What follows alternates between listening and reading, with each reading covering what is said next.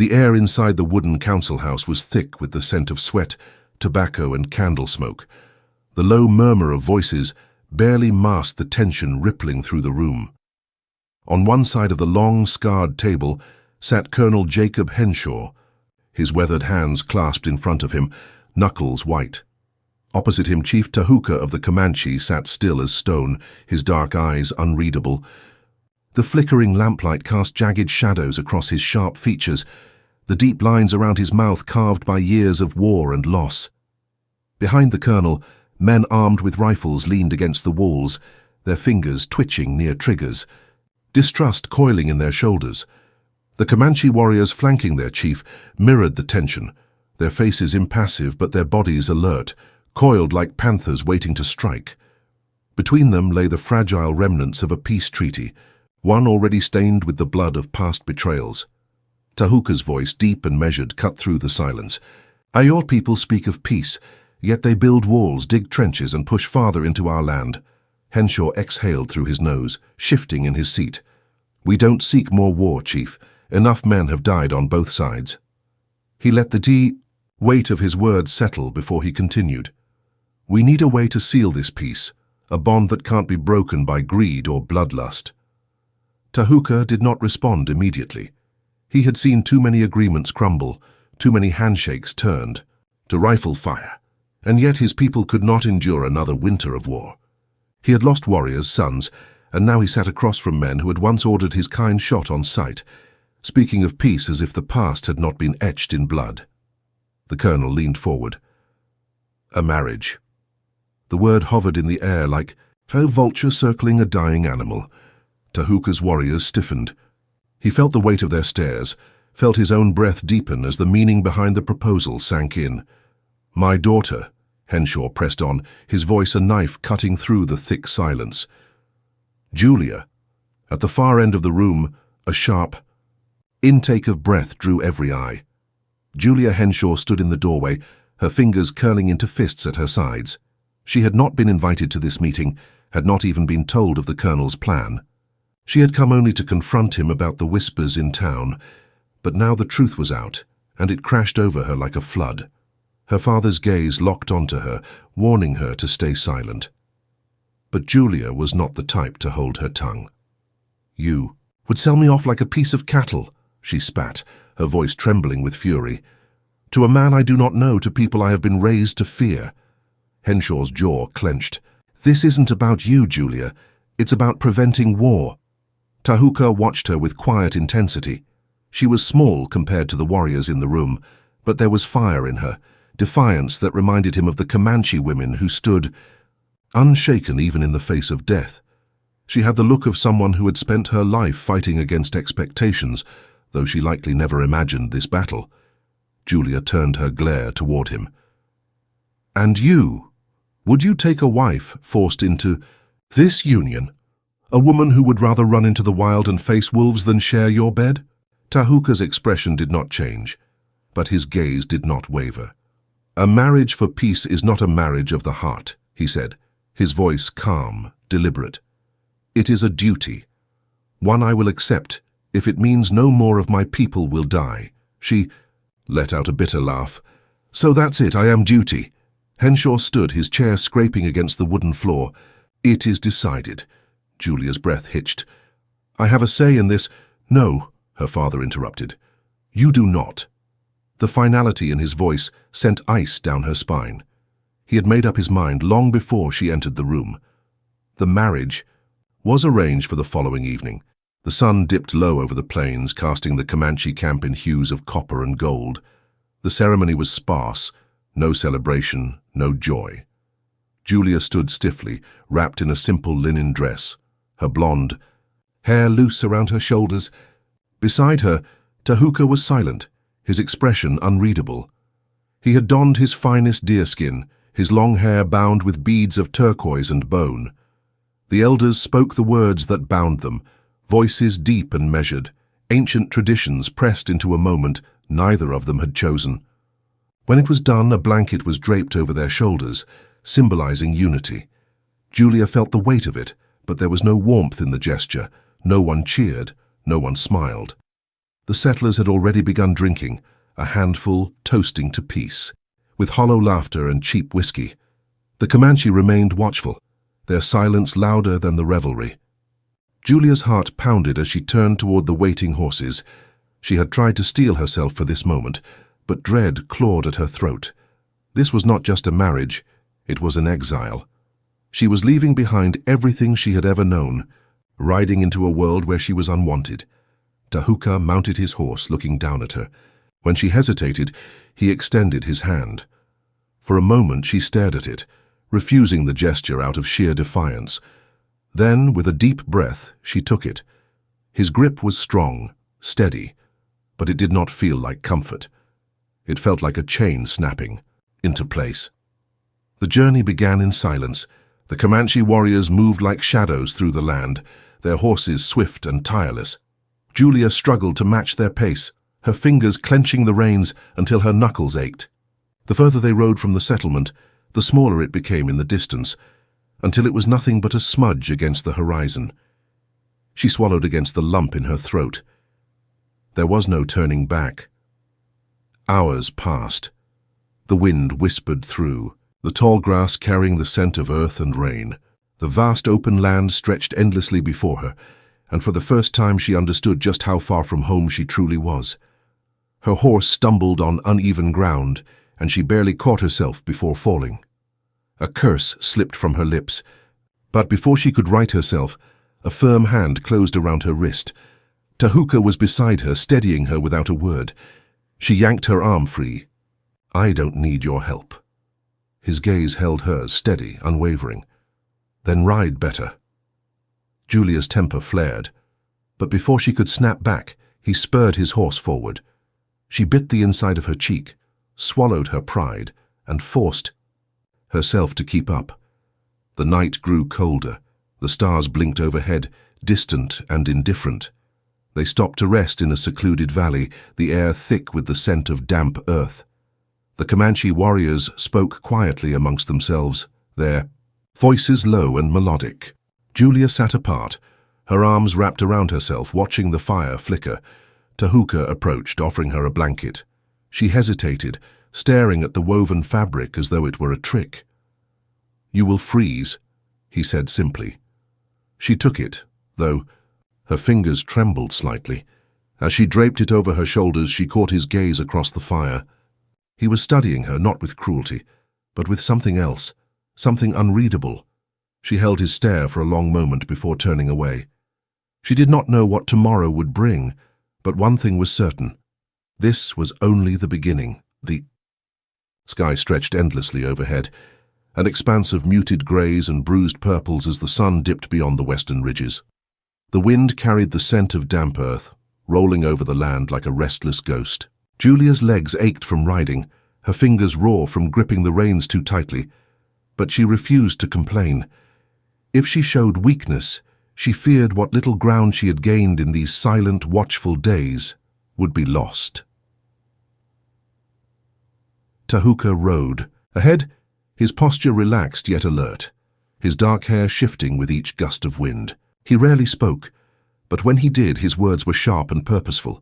She had learned to watch him, to read the slight shifts in his body language. When his shoulders stiffened, it meant something unseen stirred in the distance. When he slowed, his horse, the others, did the same without question. He was a leader, and though she resented the life she had been forced into, she could not deny his quiet command over his people. The Comanche warriors had kept their distance since their departure from the settlement, their gazes unreadable, their acceptance of her reluctant at best. The only one who occasionally acknowledged her presence was Takaani, an older woman who rode near the center of the group, her dark eyes filled with something close to pity. The land was nothing like the world she had grown up in. There were no fences, no roads, no signs of the order and structure that the settlers clung to. Here nature reigned vast and untamed, with rolling plains that bled into jagged canyons and distant mountains. Julia had never felt so small. The storm came swiftly. The wind shifted first, sudden and sharp, cutting through the growing dusk with a bitter chill. Tahuka pulled his horse to a halt, lifting his chin toward the heavy clouds rolling in from the west. "We make camp here," he said, his voice barely carrying over the rising wind. The others obeyed without question, moving with practiced efficiency as they dismounted and began gathering what little dry wood they could find. Julia hesitated, unsure of what to do, before following their lead. She crouched beside Takani, mimicking her as she arranged kindling beneath the stacked branches. Her fingers fumbled, unskilled, but she pushed forward, determined not to appear useless. A rumble of thunder rolled across the land, low and threatening. The wind picked up, lashing against her exposed skin, tearing at her dress. She clenched her jaw and tried again, striking the flint against the steel Takani had handed her. Sparks danced but failed to catch.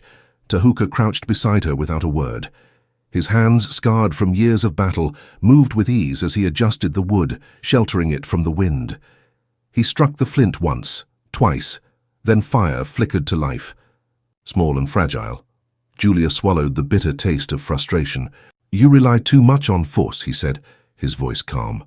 "Fire does not answer to strength, it answers to patience." She hated how easily he could see through her. The rain came in heavy sheets, forcing them to retreat beneath an overhang of rock. The flames sputtered and died, plunging them into near darkness. Julia shivered, her dress soaked through, her fingers numb. Without a word, Tahuka pulled a blanket from his saddle and draped it over her shoulders. She flinched at the gesture, at the unexpected kindness. Their eyes met briefly in the dim light, and for a moment she saw something there, an acknowledgement perhaps, not understanding, not yet, but something less than hostility. She clutched the blanket tighter and turned away. When the storm passed, they rode again, the ground soft and treacherous beneath their horses. The air smelled clean, the world around them reborn under the washed-out light of dawn. The silence between them remained, but it had changed. It was no longer weighted by resentment alone. The journey was slow, the terrain growing harsher with each passing mile. Julia learned to adapt, to move with the rhythm of the horse instead of against it, to watch the land as Tahuka did, searching for signs of danger. It came sooner than she expected. The first howl drifted through the still air like a whisper. Of death. The Comanche warriors reacted instantly, their hands moving to their weapons, their horses shifting uneasily beneath them. Tahuka's expression did not change, but his posture did. He was listening, waiting. Another howl. Closer. Julia's throat went dry. Wolves. Tahuka turned to her. "Stay close." The pack emerged from the tall grass like ghosts, their eyes glinting in the fading light. They were lean, desperate, their ribs pressing against matted fur. The lead wolf let out a low growl, lips curling over yellowed teeth. The horses stomped and huffed, restless. Then, like a shadow breaking, the first wolf lunged. Tahuka moved faster than she thought possible, his knife flashing as he slashed at the beast, sending it yelping back into the dark. Another leapt toward her horse, and she barely managed to stay in the saddle as it snapped at her boot. The warriors fought without hesitation, their movements precise, controlled. Arrows flew, knives found their mark. Julia's breath came in sharp, uneven gasps. Her heart slammed against her ribs. She reached for the small blade Takani had given her and gripped it tightly, though she had no idea what she would do with it. The wolves hesitated, sensing their disadvantage. Blood stained the ground. Their leader growled, then turned sharply, disappearing into the night. The others followed, vanishing as swiftly as they had come. The silence that followed was deafening. Julia's hands shook. She felt sick. Tahuka approached her, his own breathing steady despite the adrenaline still coursing through the group. His gaze swept over her, assessing. "You are not hurt."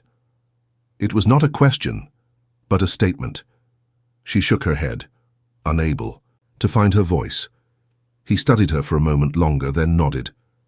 "Good." Then he walked away as if nothing had happened.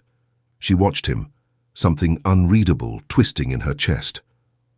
By the time they reached the Comanche village, the land had shifted.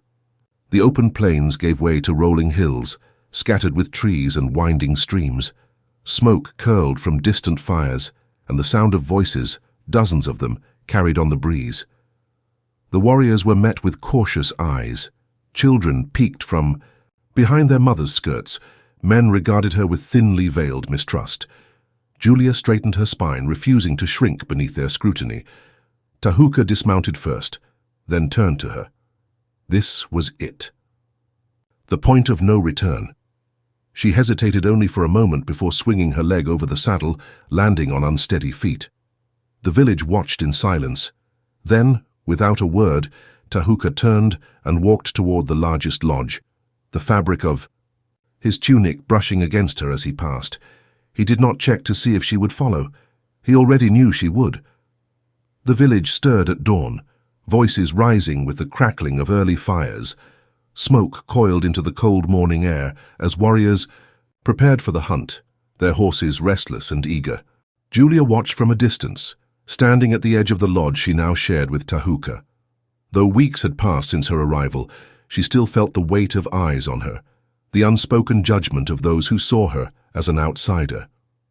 Tahuka emerged from the lodge, his expression unreadable as always.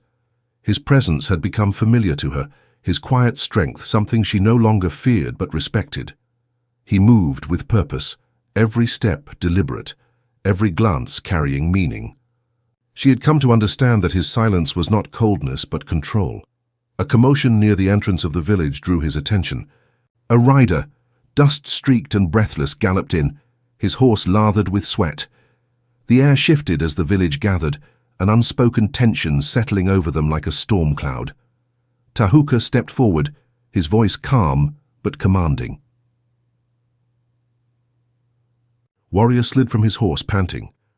"Settlers," he said in Comanche. "They raided our hunting party, 5 dead. They left their bodies to rot." A chill ran through Julia's spine.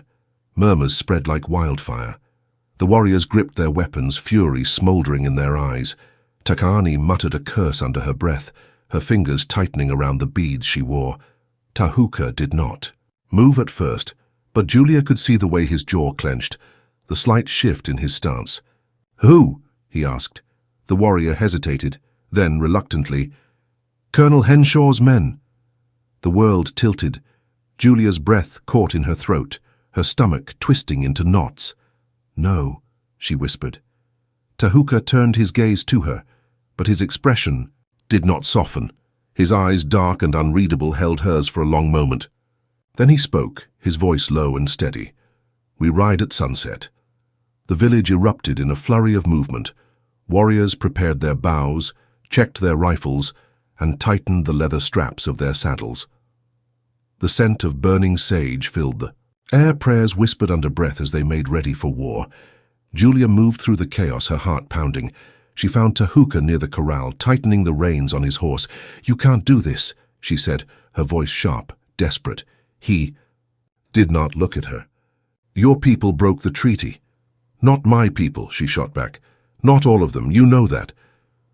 Finally he turned, his gaze heavy with something she couldn't place. "You would defend them after what they did?" She swallowed hard.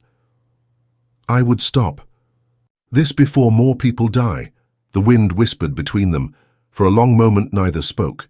Then, without another word, Tahuka mounted his horse and rode toward the waiting warriors. Julia watched him disappear into the gathering dusk, fear curling around her ribs like a vice.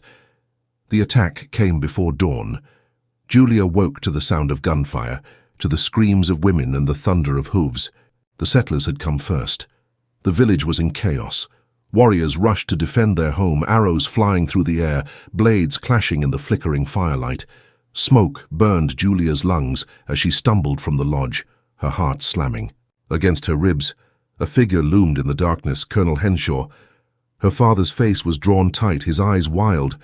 He gripped a rifle in one hand, his coat stained with dust and sweat. Behind him, settlers moved like ghosts through the smoke, rifles raised, cutting down anything in their path. "Julia," he breathed, stepping toward her. "Come, now." She took a step back. "No." A flicker of something, confusion, disbelief, crossed his face. "You don't belong here," he said, voice strained. "These savages don't," she snapped, anger burning through her fear. "Don't say that. Don't pretend you didn't start this war." His jaw tightened. I'm taking you home. She shook her head. This is my home now. The words surprised even her, but they rang true. Before he could respond, a gunshot split the air to Tahuka. He moved through the battlefield like a shadow, cutting down men with ruthless precision. His gaze found hers across the chaos, and something in his expression changed. Relief, fear, anger. Then he saw Henshaw. Julia barely had time to react before Tahuka charged forward. Henshaw raised his rifle, but he was too slow. Tahuka tackled him to the ground, his blade pressing against the colonel's throat. Henshaw struggled, but Tahuka was stronger, faster. For a moment time stood still. Julia took a shaky breath. Don't. Tahuka didn't move. His muscles were tense, his breathing ragged. He is not worth your soul, she whispered. Slowly, Tahuka eased back. He did not sheath his blade, but he did not strike. Instead he spoke, his voice quiet but firm. Leave, and do not return. Henshaw's eyes burned with hatred, but he knew he had lost. He staggered to his feet, spitting. Blood onto the dirt. This isn't over, he growled. Then he was gone, vanishing into the smoke and the chaos. The settlers retreated soon after, their numbers too few to stand against the Comanche warriors. By the time the sun rose, the village stood, battered but unbroken. Julia found Tahuka near the river, washing the blood from his hands. You didn't kill him, she said softly. He did not look at her. Not for his sake. She hesitated, then stepped closer. Then for whose? A long silence stretched between them. Finally, he met her gaze. For yours. Something inside her cracked open. She had hated him once, feared him, resented him. But now, standing before him, she saw him for what he truly was, not just a warrior. Not just the man forced into marriage by war, a man who had chosen mercy when vengeance would have been easier, a man she no longer hated. The wind shifted, carrying the scent of damp earth and smoke. The past could not be undone. But perhaps the future had yet to be written, and for the first time she did not fear it.